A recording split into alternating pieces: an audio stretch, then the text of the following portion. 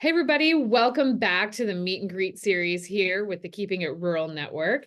Today, I'm really excited to talk with Kelly and Clinton Brandley, who hail from the state where there are more cattle than people, which is my kind of country, known as South Dakota, also one of my favorite states. They're fifth generation farmers and Clint's family, focusing on crops and cattle. In 2020, Kelly and Clint started their personal adventure in direct selling their beef to consumers. Their story is really inspiring as they have developed more products and more adventures for others to visit their farm. In 2023, they launched Back 40 Beef Adventure Farm and Corn Maze 2. Let's dig into it with Kelly and Clint on their egg expedition and expansion that they have been on. Welcome, you guys. Hello. I'm like spiritually living through you. You're my spirit animals. You need to add the apple orchard and the Christmas tree farm to this. Agritourism at its finest, right? Don't give Clint any more ideas. So the really cool thing is I got to meet you guys finally at SDSU's beef program. What was it called? It was the spring Oh beef thing man, 101. something along those lines. Yes, I Yeah, wish I remember the name off the top of my head, but it was great. Beef 2020. There you go. beef 2020. That's what it was. Yeah, and I think I drove 40 miles an hour all the way to Brookings that day.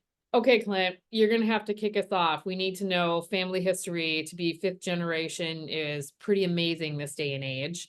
Tell us about your family history and raising beef in South Dakota. Well, our family immigrated here from Norway, Germany, that kind of area. And back in 1886, we live only about a half mile away from the actual family homestead. We currently live where my grandparents lived. We haven't really gone too far from when I graduated SDSU back in 2004. That's pretty amazing. That's really amazing. So, Kelly, tell me a little bit about what you do and how you guys got started on this. Decided to stay on the farm and Yeah, yep. Got married, stayed on the farm, and then when we got married, there were a few times we talked about, oh, it'd be really cool to sell our beef direct to consumers and that type of niche marketing, but we never did it just simply because I'm working off the farm. Farm life is busy, there's lots going on. There's always an excuse why not to do something. In spring of 2020, COVID happened and consumers' purchasing decisions changed. My job at the time shifted a little bit. I was at home doing nothing, to be quite honest, just because my job was very out in the public at the time and I couldn't be in the public. We decided, you know what, this might be something. Let's just dig into this direct marketing our beef and let's get started. You know, it takes a full year or more so to market a beef from when you decide to make that decision to feed them to getting them processed. And so we made that decision in March of 2020. I started working on a website because I had all this downtime to do that. And we just started doing a ton of research at that time and digging in and trying to figure out exactly what's going to be involved if that's what we want to do. Yeah. And then May of 2021 is when we had our first official Back 40 Beef USDA inspected beef go to town. It was a lot of fun and just to dig into something like that too. And now here we are a few years later and it's still literally. yeah. Oh, okay. So we knew you could source cattle and you guys raise your own crops. Most people's hardest part is finding somebody to slaughter. How was that for you guys? And how far did you have to go to have that availability in South Dakota? It wasn't too bad. We thought we got hooked up with a butcher about 2 hours away, and they just been very great to work with. And as soon as we grow a relationship with them, they get more comfortable working with us as well. And it's just blossomed into a great relationship. Yeah. That's awesome. And I think that is probably the number one thing that I wish I could tell people starting out is develop that relationship with your butcher and they will do anything for you. They'll back you up and bend over backwards for you for sure. Yeah, and we know sometimes like the weather doesn't cooperate when you're feeding cattle, and if those cattle back off feed, then you have a butcher date coming up and you're like, oh no, what do I do now? I don't have anything ready to go. And if you have that good relationship, like you said, you can hopefully work through some of that stuff. There's been a couple times where we've had to back off a few weeks just because things weren't going as planned and everything, and they were able to work with their other customers and shift things around, so it works out great. Yeah, because it never fails. Somebody needs to come in sooner and yeah, before you have way too heavy of a carcass and a waste of a carcass. But talk a little bit more, Kelly, about the business and how it's evolved since 2020. Have you noticed the consumer staying the same? Yeah, I think Our consumers has probably changed here and there. So I guess when we started in May of 2021 selling our beef, we were very much focused in the farmers market area. So we bought an old Swange truck that Clint then changed the chassis out, put it on a different chassis and fixed it up a little bit. And we started taking that to farmers markets. After our first season, people were like, everyone that would come up to us would be like, hey, Swan's truck, do you have ice cream? And we're like, no, we have beef. Who would think, right? Swan's truck, you should have ice cream. So then that led to a partnership with Sensland's Dairy down Larchwood, Iowa, Sioux Falls area. And we started carrying their ice cream. And so that was one way we were able to meet customer demand just because they were requesting it. And we're like, we're going to deliver it. If you're going to buy it, yeah, we'll get it. And then we shifted to online more so, a little bit more, and we started shipping nationwide our beef. And it's been that one's been a slow growth, which I think is okay for us with where we're at. A lot of our demand right now is probably locally, especially at those farmers markets. We've also been able to, over the winter time without having a farmers market, and we are in South Dakota where it's really cold and people don't want to be outside. I don't want to sit outside and sell beef. We've really shifted a lot towards selling online, but locally. So we have drop points in Aberdeen, and then people can come out to the farm and they just say, yep, I'm going to pick it up at this date and time. And I'll leave it at, we have a gas station we have a great partnership with. I'll leave the meat there. They go to that store and then pick it up there. So we've had to get creative on trying to get through those down winter months where sales are lower. And I think now we're just starting to get momentum with that. Like this morning, for example, I just took in probably about 12 different orders to our local drop point. That's starting to grow for us too, which is really cool. There was a hunting lodge that we're in, and we have that slide top in, and then the gas station, we just have a drop point there. There's a co-op, like a local food co-op that we're in, and we also have a cooler place there. Do you have any advice for people just starting out direct selling? Good luck. That's how I feel. Yes. Well, Yeah. I feel like every Tom, Dick, and Harry right now is a direct marketer. And I think there's a lot of people trying to cash crop on it and don't understand what they're doing, whether that's in the cattle finishing sector or understanding the marketing and what's legal and not legal. It's tough. We see that too, especially when you say like the legal and not legal side. You have like your USDA inspected labels, your state label, and then custom exempt. Yep. And you'll see people on Facebook and they take a picture of their meat and it says not for sale. Well, you can't do that. And so I think like our advice then is just simply look into the rules and regulations and make sure you're doing it right, because you don't want to get in trouble, first of all.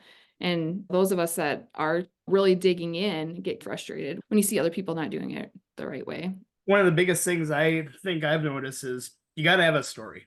With this market that we're doing, people love the story of where their food comes from, and that is number one. You think you're just going to go out and sell meat? You're not. You got to connect it with a story. You got to do the legwork and connect it. Tell them what you're doing on the farm, because they have no idea. And you guys do such a great job of that. But I love following you guys on social media because I feel like I need to step my game up. I'm like, oh, I should have filmed my kids doing that. So when you guys really started to diversify your farm or your ranch, I'm sorry, I'm talking total Minnesota here when I say the farm word. No, we use farm over here. We're farm. Yeah. The farm Fine. word. Yeah. I like the ranch word. Yeah. So you guys really started to diversify, not only direct marketing cattle, but we almost drove out to your corn maze this year too. So yeah, took you that direction. So there's lots of different angles for that. I think I remembered One why. of them. Well, and I think like the first one for us is we're trying to think ahead to the future. We have two girls who are 2 and 5. So we have time yet before they would ever want to come back. But if they ever do want to come back to the farm, we want to have that opportunity there for them. Yeah. And with cash rent, land prices being what they are, it's really hard to grow your operation and bring in future generations on the crop side, for example. So how can we do that if that's what the girls want to do with what we have and grow what we have to make that possible? I mean, that's a big driver for us. Also, if you want to talk about the corn maze a little bit, Clint, like that piece of ground there. Yeah, well, to expand on what you're saying, we're both big into ag education, and we're just sitting around talking, just trying to, hey, how can we get more busy in our lives? And we were just wondering, how can we extend and get more people to hear the story of ag? And corn maze idea popped out as They come out, go through the corn maze, and have a bunch of farm facts, beef facts, and everything that they get exposed to and everything. The corn maze this year was on about 13 acres. It was, how many total miles of paths was It's it over going? 6.5 of paths And miles. they were divided into three different mazes, and it was a picture of a cow and a calf with a sign saying "Eat beef." Direct market slam in your face right there. Yeah. And I think the big thing for us was, like Clint said, tying in that message. We had different signs throughout and checkpoints talking about beef. And there's just so much misinformation, and you know that, Lindsay. There's just so much misinformation out there, and just how do we get some of that actual facts out there and get people to really dig into the truth behind how food is growing and how it's produced today. Yeah, it's hard. I think that's the biggest challenge from the butcher perspective is the education. There's so much legwork in direct marketing beef, educating your consumer, making them understand. It's a daily thing when I get a phone call or somebody comes to pick their beef up and they're upset that they have to pay the processing. They just paid the farmer for the beef. Why am I paying my processing? Where's all my meat? The butcher stole my meat. I haven't heard that one in a while, knock on wood. You're going to hear it now. You'll hear it. Yeah, now I'm gonna hear it all the rest of the week. The other one that I had from a customer that's been with me for years was my scale is off. They ran their steer across a elevator scale, which we know legally they can be anywhere from 50 to 200 pounds off legally. When we hung dumbbells on my carcass scale to prove that it was the actual weight, that animal was 200 pounds off, 150, 200 pounds off. I can't remember. They were pretty disgusted because they'd already charged their people what their live weight was, and their carcass weight didn't match it. So there's a lot of learning from what you guys do when it comes to direct marketing beef.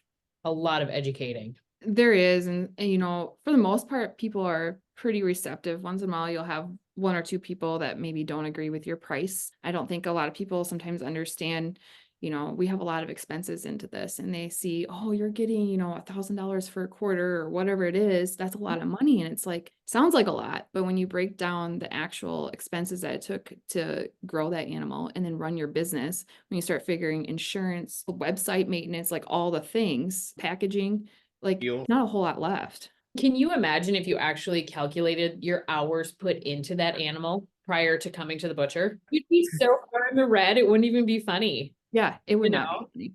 Yeah. That's just that your time is worth something, but if we factored our time, we wouldn't make money, period. No. And you too. We just don't talk about time in farming, right? No. Don't. Not only have you guys decided to sell your beef directly, but you've started to add more products. What are those products? What are you guys doing? So when we were about a year into selling our beef, There was no weed. This was all you, Kelly. Okay, this part was me. It was. I noticed that we had a deep freeze and it was full of leaf fat, tons of it. The butcher would give it to us. I didn't know what to do with it. And I'm like, I don't want it to go to waste. I feel like we need to do something with it. So I started digging in and decided I'm going to make tallow candles. And we're also going to use soy wax because we're soybean farmers too. It took a little bit to figure it out because I think tallow candles are hard to work with, the sense that no one wants to smell the beef fat, right? Yeah. So when you're burning it, and that's not really the aroma most people want, and coming up with the right essential oils mix to put in there so it's not overpowering. Clint gets frustrated with one particular scent of mine, roses. It's a little overpowering. A little too much for Clint. For some reason, that scent just overwhelms me, and I actually get a little headache from it. Yeah. I'm just really sensitive to it for some reason. I'm not allowed to do that one anymore. Making sure the balance is right with that, and also the look. So the soy wax, adding that in there helps with, it makes it more white, that type of thing. So the candle thing has been fun for us to try to explore and do and utilize our product. I think a lot of people appreciate that. You really are using the whole beef, and it's the whole industry uses the whole beef. There are so many things that we get in the medical field.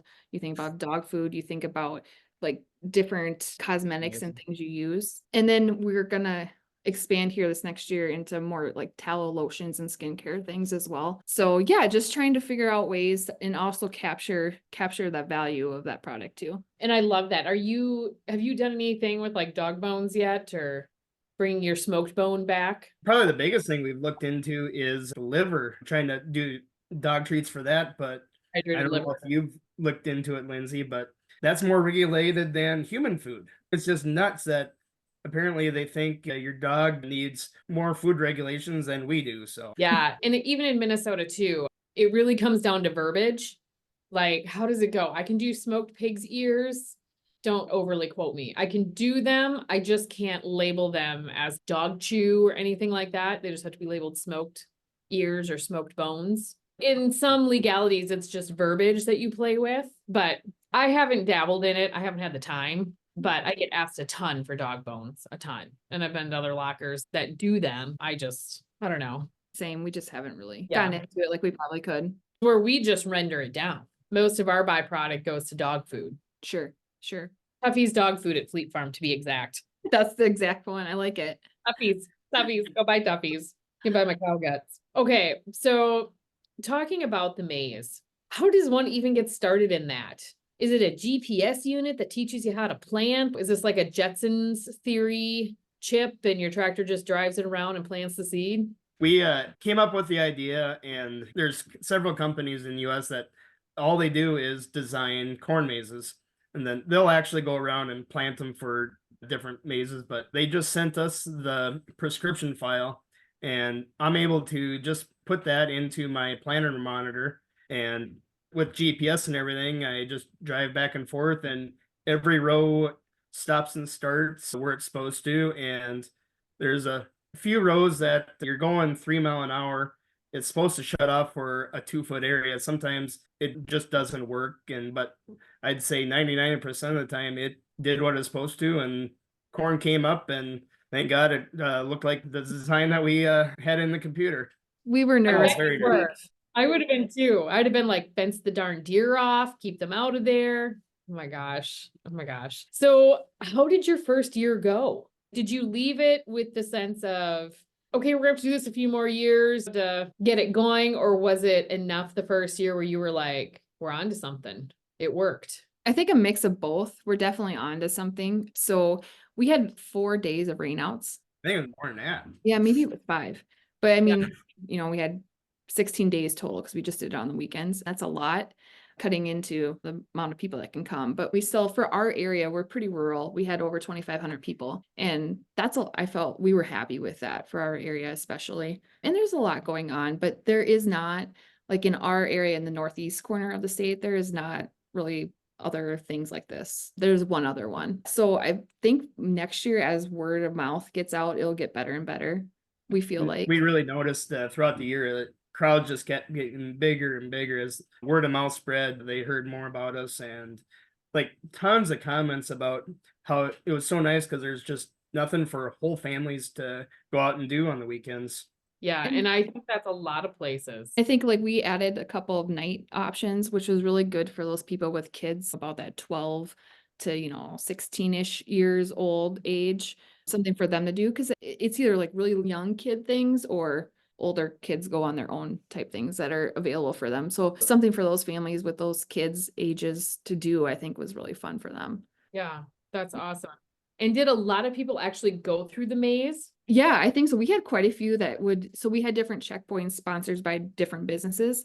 And so then they would go to that checkpoint, they'd use the hole punch, whatever's on their card, and then they could take that reward that they get from whatever business, like Dairy Queen did buy one, get one free Blizzard, and then they go redeem it. Cool. And so some people were like, oh, I need to get the Dairy Queen thing, or I need to get the movie Dairy thing. Queen at the end of the maze. Yeah.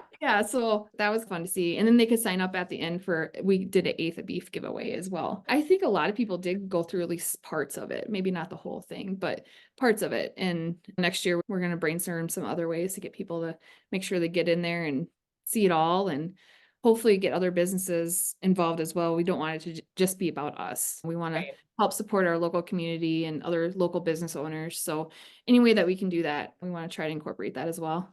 Yeah, I'm a huge local economy promoter as well. I love that. What was probably the biggest thing you guys learned this year? Ooh. I think for us, one thing was we had talked about at the beginning of the year about putting down like a cover crop on the path. We didn't do that. We kind of ran out of time. Well, and the weather was limiting. Yes. Didn't have any rain all summer up until the corn maze opened, and then hey, it started raining. We got hammered. Your fault. Yes. Then what happens is when there's open area, the weed pressure gets pretty intense. in those open areas, those where the path was. So we got like the week of the corn maze, and we had been walking out into the edges and stuff, but we hadn't gone like probably into the center necessarily to check things out. Miles of it. Right. Yeah. And so we're putting signs out, and I'm like, oh my gosh, there are parts that are bad. So we were out there the week of. That was an old crap moment. That was an old crap moment. It was huge. We were out there the week of, myself and my mother-in-law with mowers going through all the kochia and just mowing. So definitely next year we are going to pay a lot closer attention to that. And maybe if weather cooperates, put down some cover crop. But if not, we're going to get out there a lot sooner. So Well, plus cover crop would help if it rains. Didn't get muddy because too bad because we're no-till and everything too. But cover crop would, if it rains, it'd be just like walking on your grass, so it wouldn't really affect anything. Yeah.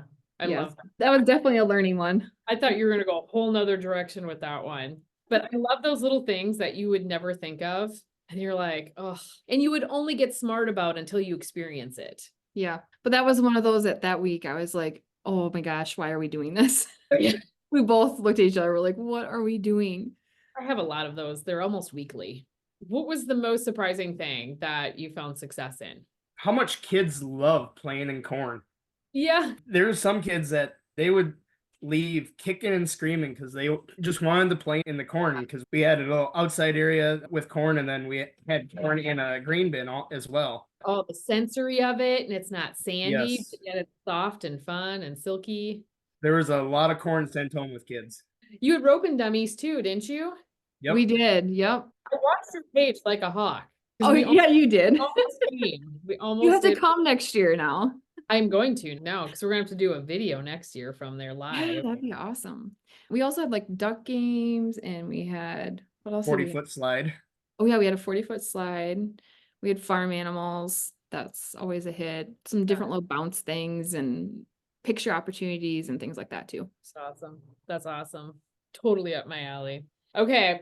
So what is your advice to anybody wanting to start, whether it's direct marketing or agritourism? I think it's going to be tough, but I think you just need to dig in and push through and do your research, especially on the rules and the laws, whether it be taxes or regulatory rules that are out there.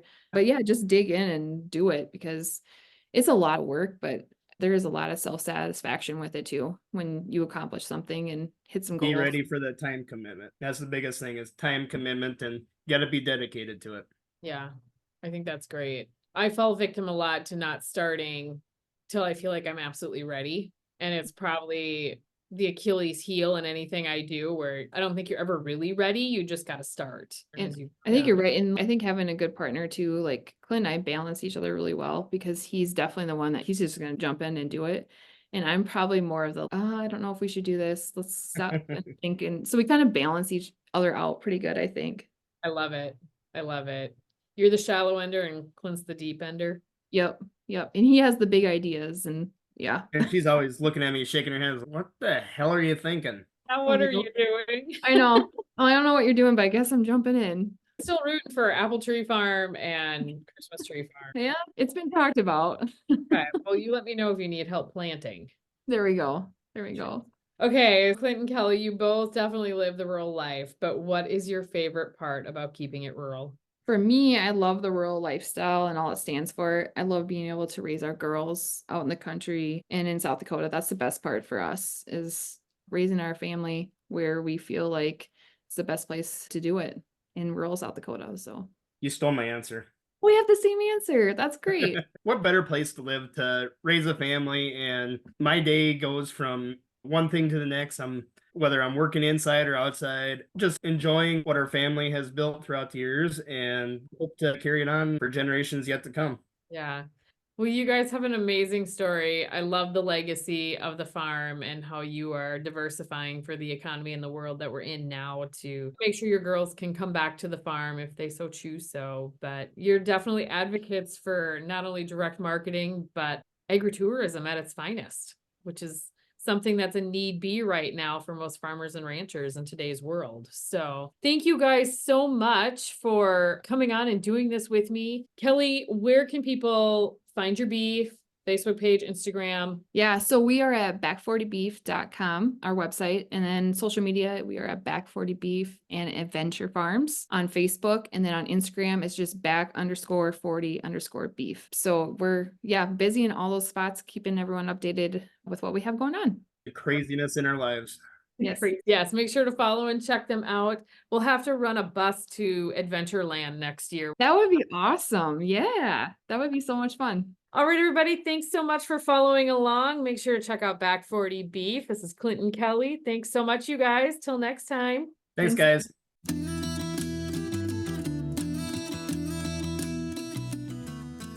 It's not a party without you there. Follow our crazy on Facebook and Instagram, and be sure to check out all episodes and extras at keepinitruralgirls.com. Until next time, keep it rural. It's time to pour on the fire and call in the dogs. That's all, folks.